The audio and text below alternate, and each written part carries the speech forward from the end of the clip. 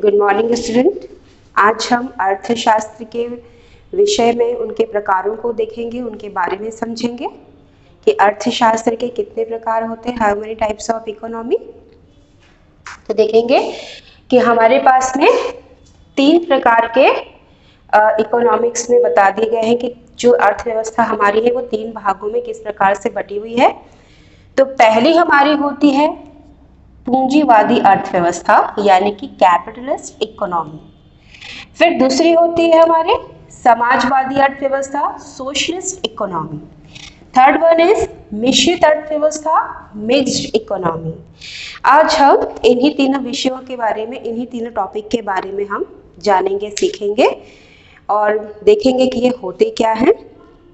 तो सबसे पहले हमें पता करना होगा कि अर्थव्यवस्था होता क्या है। हमने अपने पिछले चैप्टर्स में और 11th में हमने सुना है और पढ़ा है कि अर्थव्यवस्था ऐसी व्यवस्थाओं के अंतर्गत आती है या उन प्रक्रियाओं के अंतर्गत आती है जिनके अंतर्गत अर्थ संबंधी यानी कि धनार्जन और लाभार्जन से संबंधित यानी कि प्रॉफिट गेन, और जो हमारा प्रॉफिट गेन के साथ साथ में हमारा जो लाभार्जन यानी कि प्रॉफिट गेन हम करते हैं और उसके साथ साथ में हम अपने व्यवसाय को भी बढ़ाते हैं यानी कि बिजनेस को भी इंक्रीज करते हैं। तो ऐसी जो प्रोसेसेस होती है जहाँ पर कई व्यक्ति मिलकर के या बहुत से जो व्यक्तियों का समूह होता है वो ऐसी क्रियाओं के साथ में संलग्न रहता है, वही अर्थव्यवस्था कहलाती है। ठीक है, जहाँ पर उनका मुख्य उद्देश्य प्रॉफिट कमाना ही होता है। ठीक है, तो हमने देखा कि अर्थशास्त्र होता क्या है। अब उसके अंतर्गत पूंजीवादी अर्थव्यवस्था यानी कि कैपिटल इकोनॉमी होती क्या है। तो कैपिटल इकोनॉमी को हम इस तरीके से समझ सकते हैं कि जहां पर पर्सनली कोई व्यक्ति या कोई फर्म अपने लाभ के उद्देश्य से, अपने स्वयं के लाभ के उद्देश्य से कार्य करती हो, तो वहां पर पूंजीवादी अर्थव्यवस्था यानी कि कैपिटल इकोनॉमी हम कहेंगे। क्यों कहेंगे? अच्छा, अब इसको थोड़ा सा हम कैसे समझ सकते हैं, इसको भी देख सकते हैं कि पूंजीवादी अर्थव्यवस्था में उत्पादन के साधनों पर व्यक्ति विशेष का अधिकार होता है। प्रत्येक व्यक्ति अपने लाभ को अधिकतम करने के लिए इन साधनों का अपनी इच्छा अनुसार प्रयोग करता है। इसीलिए पूंजीवाद को स्वतंत्र अर्थव्यवस्था भी कहा जाता है। यहाँ पर क्या उत्पादन किया जाएगा, क्या विक्रय किया जाएगा, किसका वितरण किया जाएगा, कितनी मात्रा में किया जाएगा, इन सभी का निर्धारण व्यक्ति विशेष के ऊपर ही होता है। अर्थात हम कह सकते हैं कि यहाँ पे समाज के उद्देश्यों को, समाज के लाभार्जन को ध्यान में नहीं रख करके केवल व्यापार और व्यापार से संबंधित व्यक्तियों के लाभ को दृष्टिकोण करते हुए इस अर्थव्यवस्था को बनाया जाता है। इसीलिए इसको हम कैपिटल इकोनॉमी कहते हैं। अच्छा, अब इसकी कुछ कैरेक्टरिस्टिक्स भी होते हैं, कैरेक्टरिस्टिक्स भी होती हैं, कुछ विशेषताएं होती है, लक्षण होते हैं जिनको हम देख सकते हैं कि उत्पादन के साधनों पर यानी कि जो उत्पादन है और उनके जो मीन्स हैं यानी कि जो प्रोडक्शन मीन्स है उनके ऊपर जो पूरा राइट होता है वो केवल एक व्यक्ति के ऊपर होता है और एक फर्म के ऊपर होता है। अच्छा, प्रत्येक साहसी अपने लाभ को अधिकतम करना चाहता है। जितना भी जो भी एंटरप्राइजर है या जो एंटरप्रेन्योरशिप है, इनके अंतर्गत जो लोग काम करते हैं, उनका जो मुख्य उद्देश्य होता है स्वयं का लाभ कमाना होता है। वो बिल्कुल भी इस बात पे ध्यान नहीं रखते कि उनके इस प्रॉफिट से किसी और को भी कभी किसी तरीके से या समाज को किस तरीके का लॉस होता है। वो सिर्फ ऑन प्रॉफिट को ही देखते हैं। साहसियों को आर्थिक स्वतंत्रता प्राप्त रहती है। आर्थिक स्वतंत्रता प्राप्त यानी कि यहाँ पे अगर देखा जाए तो उनको जो कैपिटल वो यूज करते हैं बिजनेस के लिए और जो भी अर्निंग उनको होती है जिसकी वजह से उनकी कैपिटल इंक्रीज होती है, उन सब में उनको फ्रीडम मिलती रहती है यानी कि उनको फ्रीडम होती है पूरी तरीके से, वो किसी भी तरीके से अपनी कैपिटल को यूज कर सकते हैं। वस्तुओं की कीमत का निर्धारण स्वतंत्र रूप से मांग और पूर्ति के संतुलन द्वारा किया जाता है। यहाँ पर आपकी जितनी डिमांड होगी और आपके पास में जितनी सप्लाई होगी उसके अकॉर्डिंगली आप अपनी कमोडिटी का जितना भी वैल्यू है या उसका जितना भी प्राइस है उसको डिटरमाइन कर सकते हैं अकॉर्डिंग टू कैपिटलिस्ट इकोनॉमी। तो ये इसकी कुछ विशेषता यानी कि कैरेक्टरिस्टिक्स थे। अब इसकी विशेषताएं तो हमने देख ली और इसके जो लक्षण थे वो भी हमने देख लिए कि किस तरीके की कैपिटलिज्म होती हैं। कहीं कहीं पे अगर देखा जाए तो कुछ अर्थशास्त्र में अपवाद भी होते हैं, क्योंकि इस तरीके की जो प्रणालियां होती हैं वो हर जगह पर सक्सेसफुल नहीं हो पाती हैं, क्योंकि ये जो माइक्रो इकोनॉमिक्स में हम देख रहे हैं कि पूंजीवादी अर्थव्यवस्था, इसको जिसको हम मार्केट इकोनॉमी भी कहते हैं, यानी कि जो सिर्फ बाजार से संबंधित होती है, तो बाजार से संबंधित होने के नाते यहाँ पर केवल उन लोगों को ही ध्यान में रखा गया था जिसका उद्देश्य केवल लाभ कमाना था, समाज को ध्यान में नहीं रखा गया था। अब इसको इम्प्रूव करने के लिए जो यहाँ पर कमी थी उसको इम्प्रूव करने के लिए जो नेक्स्ट हमारी इकोनॉमी इंक्रीज हुई या वो रिवॉल्व हुई, तो वो हुई हमारी समाजवादी अर्थव्यवस्था। जो ऑर्गेन हुई नेक्स्ट इकोनॉमी वो थी सोशल इकोनॉमी, क्योंकि उसकी कमी को दूर करने के लिए इस इकोनॉमी की जरूरत पड़ी, जहां पे समाज के व्यक्तियों के भी लाभ का ध्यान रखा गया। अच्छा, अब समाजवादी अर्थव्यवस्था यानी कि सोशलिस्ट इकोनॉमी होती क्या है? पूंजीवादी अर्थव्यवस्था के दोषों को दूर करने के लिए यहाँ पर सरकार आगे आकर के कदम उठाई, जिसपे उसने इस तरीके की नीतियों का निर्धारण किया जिसमें समाज के मूल्यों का भी ध्यान रखा गया था। यानी कि किस तरीके के वस्तुओं का उत्पादन होगा, किस तरीके की वस्तुओं की कीमतों का निर्धारण होगा जिससे वो आम जनता तक पहुंच सके, क्योंकि पूंजीवादी व्यवस्था जैसे बता देगा कि व्यक्तिगत लाभ की दृष्टि से काम किया जाता था, तो वो अपनी मनमर्जी से भी तो कीमत लगा सकता था। हो सकता था, मान लीजिए मेरे पास में एक पेन है और इस पेन की कीमत अगर मैं मार्केट रेट पे अगर रखूं या अगर लोगों की ध्यान पे रख करके करूं और मेरे पास में इसकी बहुत सारी डिमांड भी है और मेरे पास में केवल ये एक है, तो मैं इसको मनमाना बेचूंगी, क्योंकि मैं अगर पूंजीवादी अर्थव्यवस्था के अंतर्गत काम कर रही हूँ तो इसको मनमानी कीमत पे बेचूंगी। लेकिन अगर समाजवादी अर्थव्यवस्था के अंतर्गत मेरे पास में सही वाजिब मूल्य पर ये जो वस्तु है मुझे मिल रही है, उत्पादित हो रही है, तो मैं इसको सामान्य मूल्य पर या ऐसे मूल्य पर कि ये जन सामान्य में आम लोगों तक जा सके, ऐसी कीमत का निर्धारण करके इसको बेचूंगी। तो समाज को ध्यान में रख के सरकार ने इस कदम को उठाया और समाजवादी अर्थव्यवस्था यानी कि सोशलिस्ट इकोनॉमी को बनाया। इसके बारे में देखेंगे कि जो समाजवादी अर्थव्यवस्था था उसका जो ऑर्गेनाइजेशन हुआ वो एक तरीके की कंपटीशन थी कैपिटलिस्ट इकोनॉमी के लिए। कंपटीशन उसने लाया कि नहीं, ऐसा ठीक नहीं है कि केवल किसी एक व्यक्ति का लाभ हो और बाकियों को उससे हानि भी हो सकती है। अर्थात देखा जाए तो वो नुकसानदेह चीजें भी हो सकती है। जैसे हम मान सकते हैं कि अल्कोहल से सबसे ज्यादा इकोनॉमी प्राप्त होती है, जबकि हमको पता है कि वो स्वास्थ्य के लिए हानिकारक होता है, लेकिन फिर भी उसका उत्पादन होता है बाय इकोनॉमी, क्योंकि हमको अपनी इकोनॉमी को स्ट्रॉन्ग करना होता है।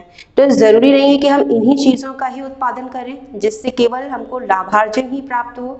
ऐसी चीजों का भी हम उत्पादन कर सकते हैं जिससे समाज को फायदा भी हो और उससे इकोनॉमी भी स्ट्रॉन्ग हो सके। तो ऐसी जो कार्ल मार्क्स थे, हमारे इकोनॉमिक्स थे, उन्होंने सबसे पहले इस अर्थव्यवस्था का प्रादुर्भाव किया, यानी कि इसको ऑर्गेन किया। अब इसका मतलब और तरीके से आपको बता दिया गया है। समाजवादी अर्थव्यवस्था एक ऐसी आर्थिक प्रणाली है जिसमें उत्पादन के साधनों पर व्यक्तिगत स्वामित्व नहीं होता है, बल्कि उसकी जगह पर सरकार का स्वामित्व होता है। क्योंकि गवर्नमेंट जो भी पॉलिसी निकालती है वो रिच और पुअर देख करके नहीं निकालती है, वो सबके लिए समान रूप से कोई भी जो भी पॉलिसीज होती हैं इकोनॉमी यानी कि अर्थव्यवस्था संबंधित, तो उन सभी को इक्वल रूप से सब तक पहुंचाने के लिए तैयार करती है। अब उपभोग, उत्पादन, मूल्य, साधनों संबंधी सभी प्रकार के निर्णय सरकार के द्वारा ही लिए जाते हैं। सरकार का उद्देश्य समाज के लाभ को अधिकतम करना अतः वस्तुओं के उत्पादन समाज के हितों में ध्यान रख कर किया जाए। इस अर्थव्यवस्था में आर्थिक नियोजन को अपनाया जाता है। आर्थिक नियोजन से संबंधित ये होता है कि हम यहाँ पर ऐसे रूल्स और रेगुलेशंस को फॉलो करते हैं जिसमें हम फाइनेंस को की प्लानिंग कर सके, यानी कि अकॉर्डिंग टू प्लानिंग ही हम अपने फाइनेंस को फाइनेंस करते हैं और उसके अकॉर्डिंगली ही जितना भी प्रोडक्शन होता है, जितना भी इन्वेस्टमेंट होता है, जितना भी डिस्ट्रीब्यूशन होता है, ये सारी जो एक प्रोसेस है इसको कंप्लीट किया जाता है। अब समाजवादी अर्थव्यवस्था की विशेषता या लक्षण क्या होते हैं, यानी कि अगर हम देखें तो इसकी कैरेक्टरिस्टिक्स क्या क्या होती हैं, तो कैरेक्टरिस्टिक्स हम देख लेंगे। समाजवादी अर्थव्यवस्था में उत्पादन के सभी महत्वपूर्ण साधनों का स्वामित्व, प्रबंध एवं संचालन सरकार के हाथ में होता है। जितना भी मैनेजमेंट होगा, मैनेजमेंट के साथ साथ में जितना भी ऑनरशिप होगा, जितना भी उसका संचालन होगा, जितना भी उसका ऑर्गेनिज्म होगा, वो सारा का सारा गवर्नमेंट के हाथ में होता है। इस अर्थव्यवस्था में आर्थिक नियोजन अपनाकर सार्वजनिक हित के कार्य किए जाते हैं। फाइनेंशियली प्लानिंग की जाती है और उस प्लानिंग को बेसिकली लोगों के जो बेनिफिट्स होते हैं उसको ध्यान में रख करके उनके लिए कार्य किए जाते हैं। उत्पादन के साधनों पर सरकार का नियंत्रण होने से प्रतिस्पर्धा का अभाव हो जाता है, यानी कि जो कंपटीशन सबसे ज्यादा कैपिटलिज्म में देखने के लिए जाता है, यहाँ पे वो कुछ हद तक कम हो जाता है। समाजवादी अर्थव्यवस्था में देश के आर्थिक जीवन में राज्य की महत्वपूर्ण भूमिका होती है, यानी कि प्रत्येक स्टेट अपने स्टेट के अकॉर्डिंगली कि वहां पर क्या चीज की स्पेशलिटीज है, वो किस तरीके से उसको और न्यू फॉर्म्स में लेकर के आ सकता है, कैसे उसको फॉर्म्स में चेंज करके या किस तरीके से उसको कन्वर्ट करके और ज्यादा उपयोगी बना करके उसको बेच सकता है। तो यहाँ पर स्टेट गवर्नमेंट का हस्तक्षेप होता है। इस प्रणाली में केंद्रीय नियोजन सत्ता योजनाओं का निर्माण तथा उनका क्रियान्वयन करती है। अच्छा, जो केंद्रीय सत्ता यानी कि जो हमारी सेंट्रल गवर्नमेंट होती है वो भी हमारे इस प्रकार के फाइनेंशियली जितनी भी प्लानिंग होती है उसको करती है और उसके अकॉर्डिंगली ही वो जितनी भी हमारी सोशल बेनिफिट्स होते हैं उसको इम्प्रूव करती है। नाउ नेक्स्ट वन इज मिश्रित अर्थव्यवस्था, मिक्स्ड इकोनॉमी। अब मिक्स्ड इकोनॉमी में अगर हम देखें तो नाम से ही पता चल रहा है कि ये एक मिक्सचर है। वो मिक्सचर किसका है? कैपिटलिस्ट इकोनॉमी और सोशलिस्ट इकोनॉमी का। यहाँ पर दोनों ही प्रकार की अर्थव्यवस्थाओं को रखा गया है, यानी कि व्यक्तिगत रूप से चलने वाली, यानी कि व्यक्तिगत लाभ को कमाने वाली फर्में, व्यक्तिगत रूप से काम यानी लाभार्जन को प्राप्त करने वाले लोगों को भी रखा है और सरकार की उन नीतियों को भी रखा गया है जहाँ पे समाज के कल्याण के लिए कार्य किए जाते हैं। दोनों ही तरीके से यहाँ पर काम होता है, इसलिए इसको मिश्रित अर्थव्यवस्था कहते हैं। इसको थोड़ा सा सुन लेंगे। मिश्रित अर्थव्यवस्था में व्यक्तियों के साथ साथ सरकार भी आर्थिक क्रियाओं में भाग लेती है। इस प्रकार इसमें सार्वजनिक उद्यम, निजी उद्यम दोनों एक ही साथ कार्य करते हैं। इसमें आधारभूत एवं महत्वपूर्ण क्षेत्रों पर सरकारी नियंत्रण रहता है तथा अन्य आर्थिक क्रियाएं निजी क्षेत्र द्वारा पूरी की जाती है, यानी कि जो बेसिक्स इंडस्ट्रीज होती हैं, जैसे मान लीजिए माइंस हो गए, कोल माइंस हो गए, तो ये जो बड़े बड़े माइंस होते हैं इनके ऊपर जो राइट्स होता है वो गवर्नमेंट का होता है, लेकिन इनसे बनने वाली चीजें यानी कि उनका उपयोग करने वाली जो कारखाने हो सकते हैं, यानी कि उनसे उनको उपयोग में ला करके किसी नई चीज को ईजाद करने की जो कंपनियां होती है वो निजी कंपनियों में होती है, उनका राइट्स निजी कंपनियों को होता है। तो कुछ क्षेत्रों को सरकार ने अपने हाथ में लेके रखा है और कुछ क्षेत्रों को निजी कंपनियों को देके रखा हो। तो इस तरीके से हमारे देश में भी अगर हम देखें तो हमको मिक्स्ड इकोनॉमी ही देखने के लिए मिलती है, जहाँ पे कुछ सेक्टर्स गवर्नमेंट चलाती है and another sectors private sectors के लोग चलाते हैं। तो ये हमारा था, तीनों टॉपिक था हमारा, पूंजीवादी अर्थव्यवस्था, सेकंड वन इज समाजवादी अर्थव्यवस्था, थर्ड वन इज मिश्रित अर्थव्यवस्था। अब बेटा हमने ये अर्थव्यवस्थाएं तो देख ली। नेक्स्ट और इम्पॉर्टेंट टॉपिक है आपका कि कई बार हमको अर्थव्यवस्थाओं में बहुत सी समस्याएं देखने के लिए मिलती हैं। तो अब हम देखेंगे कि कौन कौन सी समस्याएं हैं जो कि हमको अर्थशास्त्र में देखने के लिए मिलती हैं।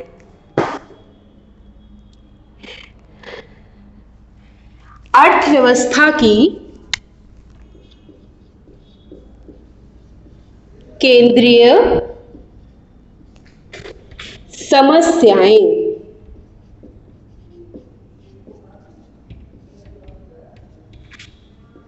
केंद्रीय समस्याएं वह यह अर्थशास्त्र है, एक प्रोसेस है जो पूरा व्यवसाय से संबंधित है, जिससे पूरा का पूरा समाज कनेक्ट है, तो कहीं ना कहीं कुछ ना कुछ प्रॉब्लम तो क्रिएट होती ही है। तो वो प्रॉब्लम क्या होती है, किस टॉपिक पर होती है, उसको हम देखेंगे। जैसे कि इसमें छोटा सा आपको बता दिया गया है कि जो लोग हैं उनकी इनकम बहुत लिमिटेड होती है, और जो साधन होते हैं, साधन मतलब मीन्स जिनसे वो अपनी जो नीड्स होती हैं उनको फुलफिल करते हैं, उनको पूरा करते हैं, यानी कि अपनी आवश्यकताओं की पूर्ति करते हैं, वो बहुत ही सीमित होते हैं। तो अब उन्हीं सीमित साधनों में जाहिर सी बात है, अगर लोगों के पास में इनकम लिमिटेड है तो उसके यूजेस भी उनको लिमिटेड करने पड़ेंगे। क्यों? क्योंकि अगर इनकम है तो इन्वेस्टमेंट भी है, तो इनकम से ज्यादा इन्वेस्टमेंट तो हम नहीं कर सकते, है ना। जितनी इनकम है उसी के अकॉर्डिंग हमारी इन्वेस्टमेंट होगी, और उसी के साथ साथ में हमारी सेविंग भी होगी। सेविंग करना भी जरूरी है। तो जितना हमारे पास में इनकम होगा उसी के अकॉर्डिंगली, चाहे वो फर्म हो, चाहे वो कोई व्यक्ति हो, उसी के अकॉर्डिंगली अपना बजट तैयार करता है। बजट तो हम सभी तैयार करते हैं। आपने अपने घरों, बच्चों, आपने अपने घरों में भी देखा होगा कि आपके मम्मी पापा हर महीने का बजट तैयार करते हैं। कैसे बजट तैयार करते हैं कि इतना पैसा राशन में खर्च होगा, इतना पैसा आपके स्कूल की फी में जाएगा, इतना आपकी ट्यूशन फी में जाएगा, और उसके बाद में उनको कुछ बचत करके भविष्य के लिए रखना पड़ता है। तो इसी को आपको थोड़ा सा बता दिया गया है। तो और आवश्यकताएं देखा जाए, जो नीड्स होती है वो अनलिमिटेड होती हैं, अनलिमिटेड आवश्यकताएं होती हैं। उसको हम ऐसा नहीं कर सकते हैं कि बिल्कुल ही एक साथ में पूरा कर लें। आप एक बार बोल रहे हो कि हमको बाइसिकल चाहिए तो वो दिलवा दिया, फिर आप बोल रहे हो स्कूटी चाहिए तो वो तो बेटा ये जो अनलिमिटेड आपकी नीड्स होती है उसको हमेशा फुलफिल नहीं किया जा सकता, बिकॉज ऑफ कि जो हमारी इनकम होती है वो बहुत ही ज़्यादा लिमिटेड होती है। तो इसी तरीके से जो फर्म्स होती हैं, कंपनियां होती हैं, उन्हें भी अपने उत्पादन से यानी कि प्रोडक्शन से संबंधित कई नियमों का पालन करना पड़ता है। देखिए आगे क्या क्या समस्याएं हैं। तो आर्थिक समस्याएं जो हैं, केंद्रीय समस्याएं, उनका आशय क्या है। सबसे पहले तो हम ये देख लें कि विश्व की प्रत्येक अर्थव्यवस्था को अपने भावी विकास के लिए कुछ आधारभूत समस्याओं का सामना करना पड़ता है, क्योंकि साधनों की सीमितता सब देशों में सब समय पाई जाती है। ऑब्वियस सी बात है भाई, अब पेट्रोलियम को ही ले लीजिए, पेट्रोलियम भी लिमिटेड ही है, इसीलिए वो कैसा कंजप्ट करना है, किस तरीके से कंजप्शन करना है, उसको भी हम देखते हैं, या उसको भी हम प्रॉपरली अपने फाइनेंस के हिसाब से ही यूज करते हैं। अतः आर्थिक समस्या भी देश के सभी देशों में पाई जाती है, यानी कि विश्व के सभी देशों में पाई जाती है, इसलिए उन्हें अर्थव्यवस्था की केंद्रीय समस्याएं कहा जाता है। कई बार फाइनेंस से संबंधित बहुत सी ऐसी समस्याएं होती हैं जो कि प्रोडक्शन में आती हैं, उनको यहाँ पर सेंट्रल प्रॉब्लम्स कहा जाता है।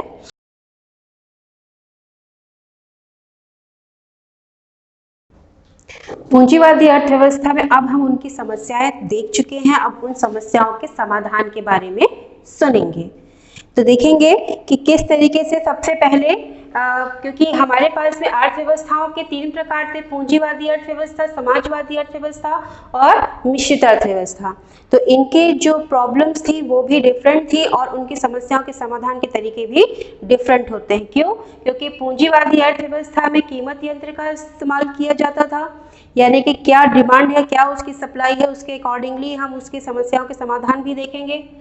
और समाजवादी अर्थव्यवस्था में क्या देखा जाता था कि किस तरीके से उसमें सोशल बेनिफिट्स हो रहे हैं, यानी कि इसमें सबसे ज्यादा अगर ध्यान दिया जाता था तो आर्थिक नियोजन को ध्यान में रख करके सभी चीजों का निर्धारण किया जाता था।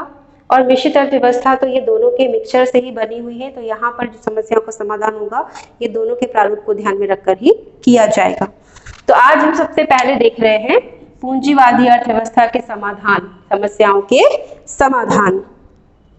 सबसे पहली समस्या आती थी इसके अंतर्गत कि क्या उत्पादन किया जाए, तो सबसे पहले हम देखेंगे कि यहाँ पे जो समस्याएं होती हैं या उनका जो निर्धारण होता है उसका बेस क्या होता है। तो बेस होता है कीमत यंत्र यानी कि प्राइस मशीन, और ये प्राइस मशीन होती है बेसिकली किसके ऊपर डिपेंड होती है, डिमांड एंड सप्लाई के ऊपर।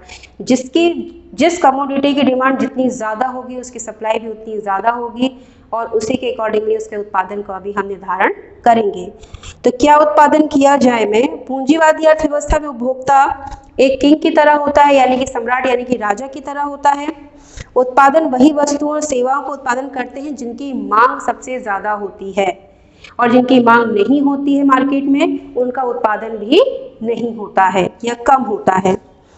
मांग के अकॉर्डिंग ही हम उसके उत्पादन को निर्धारित करते हैं। अब कैसे उत्पादन किया जाए, पूंजीवादी अर्थव्यवस्था में उत्पादकों का अंतिम उद्देश्य लाभ कमाना यानी कि प्रॉफिट गेन करना होता है। तो या तो वो कैपिटल बेस्ड होकर के अपनी प्रोडक्शन को करेंगे या तो लेबर बेस्ड होकर के अपने प्रोडक्शन को करेंगे। तो जिन कंट्रीज डेवलप कंट्रीज होती हैं वहां पर अधिकतर कैपिटलिज्म पॉलिसीज को अपनाया जाता है, क्योंकि वहां पे कैपिटल को ही बेस करके अपने प्रॉफिट को गेन किया जाता है। और जहां पर विकासशील देश होते हैं या जहां पर मेन ऑक्यूपेशन आपका एग्रीकल्चर यानी कि कृषि होता है, तो वहां पर श्रम यानी कि लेबर को बेस करके अपने प्रोडक्शन कार्य को किया जाता है। किसके लिए उत्पादन किया जाए, यहाँ पर उत्पादन उन्हीं व्यक्तियों के लिए किया जाता है क्योंकि पूंजीवादी अर्थव्यवस्था से संबंधित है। तो कहने का मतलब यही है कि इन संस्थाओं से जुड़े हुए व्यक्ति और व्यक्तियों के समूह उन्हीं व्यक्तियों को अपने लाभ के उत्पादन का हिस्सा बनाते हैं, उत्पादन के लाभ का हिस्सा बनाते हैं जो उन वस्तुओं को खरीद सकते हैं। यानी कि वो उन स्थानों के खोज करते हैं, उन मार्केट प्लेसेस को बनाते हैं जहां पर ऐसे व्यक्ति आकर के उन ग्राहक या ऐसे ग्राहक आकर के जो उनके उत्पादित माल्य की मांग भी रखते हो और उनको खरीदने की क्षमता भी रखते हो। अब समाजवादी अर्थव्यवस्था में केंद्रीय समस्याओं का समाधान किस प्रकार से किया जाए। तो समाजवादी अर्थव्यवस्था में जैसे हम समझ चुके हैं कि जो हमारी समाजवादी अर्थव्यवस्था होती है, तो समाजवादी अर्थव्यवस्था समाज के मूल्यों को ध्यान में रख करके सारे कार्य करती है और इसका पूरा नियंत्रण सरकार के हाथ में ही होता है। तो सरकार अपने हाथ में नियंत्रण रखती है, तो इसका सबसे पहले जो उत्पादन का जो सबसे पहला समस्या होता है कि क्या उत्पादन किया जाए, तो इसको बेस किया जाता है आर्थिक नियोजन के आधार पर। जितना फाइनेंस होगा उसके अकॉर्डिंगली ही सारे बेनिफिट्स को ध्यान में रख करके काम किया जाएगा। और आगे आपको बता दिया गया है कि समाजवादी अर्थव्यवस्था में केवल उन्हीं वस्तु एवं सेवाओं का उत्पादन किया जाता है जिनका निर्धारण केंद्रीय नियोजन संस्था द्वारा किया जाता है। जो सेंट्रल प्लानिंग डिपार्टमेंट्स होते हैं उनके द्वारा जिन वस्तुओं को रिकमेंड किया जाता है कि इन वस्तुओं का ही उत्पादन किया जाना है, उन्हीं वस्तुओं का उत्पादन किया जाता है। कैसे उत्पादन किया जाए, योजना आयोग द्वारा जो हमारे प्लानिंग कमीशंस होती हैं उनके द्वारा कुछ तकनीकों का चयन किया जाता है जहां पे साधनों की मात्रा को ध्यान में रख करके ही श्रम का इस्तेमाल किया जाता है या पूंजी का इस्तेमाल किया जाता है। अब किसके लिए उत्पादन किया जाए, तो सरकार हमेशा अपने जन सामान्य अपने समाज को ध्यान में रख करके ही सारे उत्पादन कार्य करती है। तो समाज में ही इसका वितरण होता है, यहाँ तक कि उन आम जनता तक वितरण होता है जहाँ तक कि लोग उसको आसानी से खरीद सकें। यानी कि समाजवादी अर्थव्यवस्था में वस्तु एवं सेवाओं का वितरण जनता की आवश्यकताओं को ध्यान में रखकर किया जाता है। वर्तमान की तुलना में भावी विकास के लिए आवश्यक वस्तु एवं सेवाओं के उत्पादन को अधिक महत्व दिया जाता है। वितरण प्रक्रिया में अधिकतम सामाजिक कल्याण का लक्ष्य विशेष रूप से रखा जाता है। जैसा कि हम शुरू से जानते आ रहे हैं कि जो सोशलिस्ट इकोनॉमी है वो जनता को ध्यान में रख कर ही सारे काम करती है, तो आगे भी उनके प्रॉफिट के लिए ही वो वितरण करती है। अब है हमारी मिश्रित अर्थव्यवस्था में केंद्रीय समस्याओं का समाधान। तो ये मिश्रित है, तो मिश्रित रूप से ही इसमें समस्याओं का समाधान होगा। अर्थात यहाँ पर जो हमारा कीमत यंत्र है यानी कि जो हमारी प्राइस मशीन है और जो हमने जो हमारा जो साधन का जो नियोजन करते हैं, जो वित्तीय नियंत्रण करते हैं, जो नियोजन करते हैं, उस साधन को भी हम इस्तेमाल करके इन समस्याओं का समाधान अकॉर्डिंग टू प्रॉब्लम कर सकते हैं। तो आज के लिए बेटा हमारा टॉपिक यहीं पर ही खत्म होता है, समाप्त होता है। आप घर पे इसको रीड करिए, समझिए, और आगे हम देखेंगे उत्पादन संभावना वक्र के बारे में। Thank you.